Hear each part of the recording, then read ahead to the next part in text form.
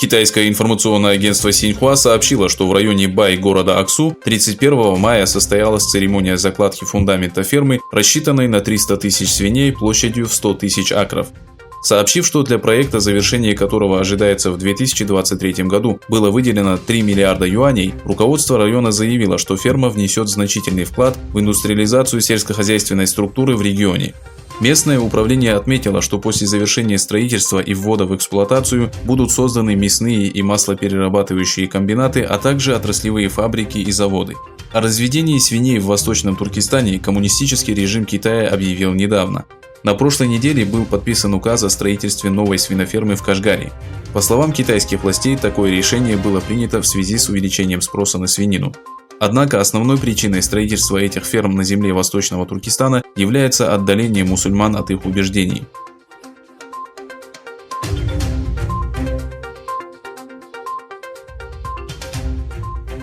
Оккупационное правительство Китая продолжает преследовать мусульман в Восточном Туркестане. Коммунистическая партия Китая выполнила план по переписке Корана, Библии и других религиозных текстов, который был озвучен Си Цзиньпинем в прошлом году.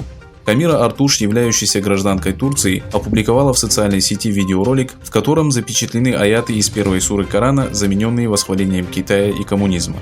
«Вся хвала принадлежит нашей партии, которая милосердна и сострадательна. Она владелец модернизации.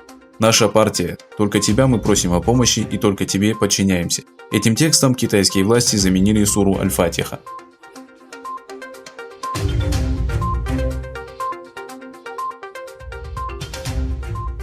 Законодательный совет Гонконга принял закон, запрещающий неуважение и оскорбление китайского государственного гимна и налагающий тюремные сроки на тех, кто совершает подобные действия.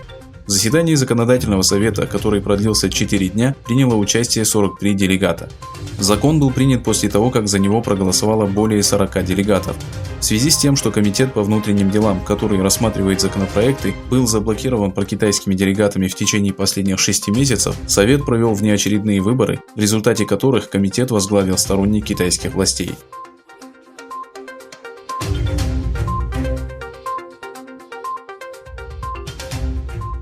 Пекин пошел на уступки после объявления США о решении запретить все пассажирские рейсы из Китая с 16 июня. Вчера Управление гражданской авиации Китая объявило, что разрешает иностранным авиакомпаниям, в том числе и американским, увеличить число рейсов в Китай. Это заявление прозвучало после решения США с 16 июня запретить 4 китайским авиакомпаниям летать в США, так как Пекин не разрешает авиакомпаниям United Airlines и Delta Airlines возобновить свои рейсы. Ограничения на полеты в Китай смягчаются при определенных условиях. Ряд иностранных авиакомпаний, кроме американских, с марта имели возможность совершать максимум 1 рейс в неделю. Теперь Пекин разрешил им увеличить число рейсов до 2. Остальные авиакомпании смогут совершать по 1 рейсу в неделю, начиная с 8 июня.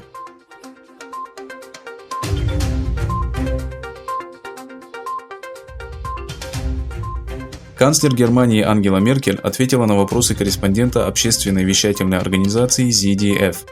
Меркель, которая получила значительную поддержку граждан в борьбе с последствиями кризиса, вызванного пандемией коронавируса, ответила на вопросы о выдвижении своей кандидатуры на 5-й срок. Меркель заявила, что не будет участвовать в очередных выборах.